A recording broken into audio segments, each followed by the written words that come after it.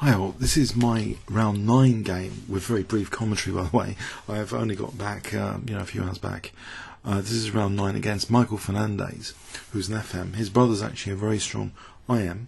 I think he's got great potential, Michael, as well. But yeah, let's see what happened in this game. So e4, trying to get him out of book with knight c6, hoping for a tango. Plays bishop c4, play e5, knight c3, play knight f6. I was expecting f4, something quite aggressive with f4. And live book, d3 is actually quite popular in live book. I played bishop b4, which is the second most popular move. He plays bishop g5. Usually knight g2 is played out. I kick this back. Now usually taking on f6 happens, and I think black probably is wise to take on c3 here whilst getting a chance to take on c3. This isn't so bad for black, but he played a bit more unusually. Bishop h4. There's 23 games actually with bishop h4 in live book, 77 with bishop takes. So I get this tempo here and a quick d5, and I thought it was okay. The engine actually likes black here already, minus 0.36. I thought it was okay. And I play bishop e6 now, and if he castles, I thought I'm taking on c4. But that might not be the case. Actually, b takes. I don't think I get a chance for bishop takes. C takes. Oh, this is better for white. No, it's good that this didn't happen. This would be better for white. Best here is actually bishop takes. This is about equal. I mean, it's okay for black. It's actually slightly better for black, apparently, on certain depth anyway. So bishop e6. Maybe he slightly panicked. Well, bishop b5. It's actually one of the top engine moves. Bishop b5. It's called structural damage. Knight f4. I thought I was fine though. Now he took on c6, and he took on f4 now. Maybe this is a slight mistake. The engine's suggestion is to castle here. So he's, in quick succession, he's given up both bishops.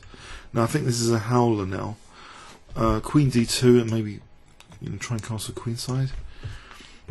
I know it doesn't look ideal because of the b file, but that's one of the top engine moves. Or a3. But he played g3. Yeah, I think a3 is more accurate if g3 is going to be played, because here g3,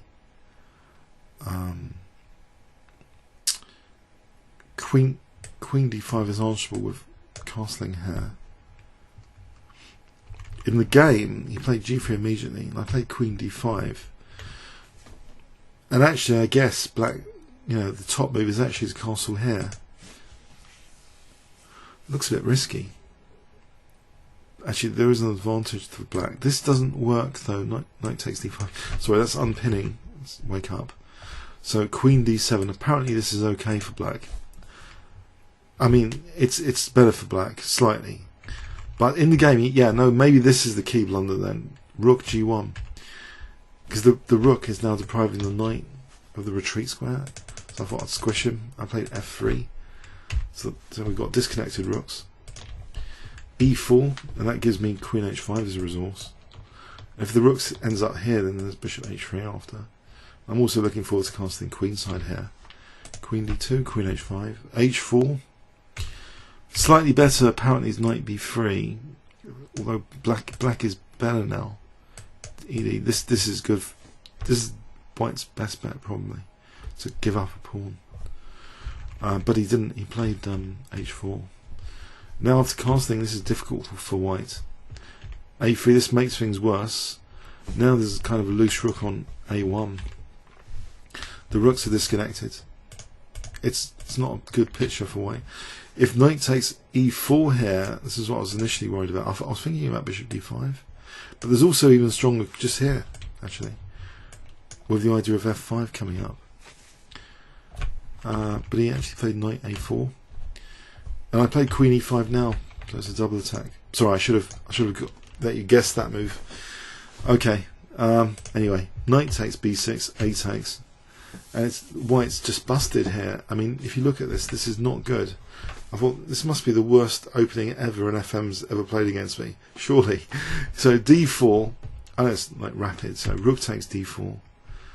Now rook h8. I'm simply threatening rook d1. I know it's it's quite crushing, isn't it? Knight b3. Whoops. Knight b3 now. What else? I mean, it's dire. I just take on b3. C takes.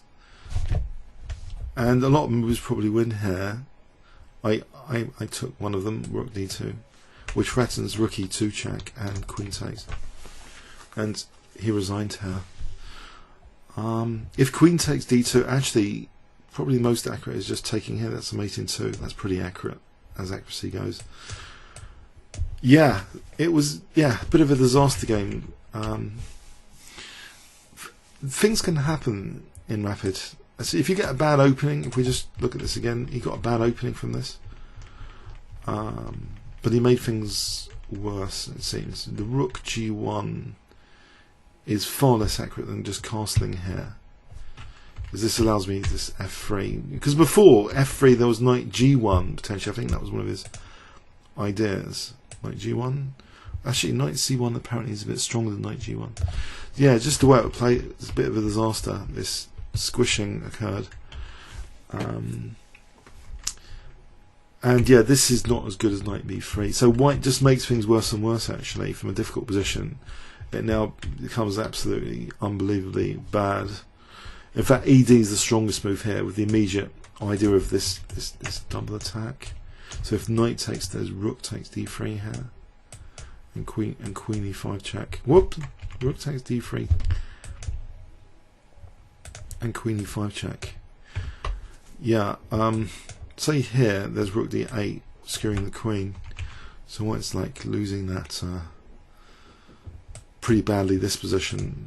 I mean, what I played is accurate enough. You just want to win. You don't have to play the top moves all the time. You just want to win. It's a winning position. It's a winning position. So I mean, just white's coordination has been atrocious in this game. Yeah. So after rook d2, that was round 9. So I was on a bit of a high from round 9 actually. After this game, I was really focusing in the games, to try and find the resources. I think my earlier rounds in tournament were very nervous. I was thinking too much about, would it be really bad if I got a terrible score? If you start thinking like that, you're not thinking about the position. I think it's good to think about the position. That's something it's a basic premise. We've got limited resources as humans. You've got to think about the position and the resources it has. It's very easy to miss all the vast resources in the position. So this focus on the results or what could happen if you lose it, I think best to drop all that. Just focus on the position. I don't know how many of you during a game think about the results, the consequences. You shouldn't really. You just think about the game position. And I started playing well.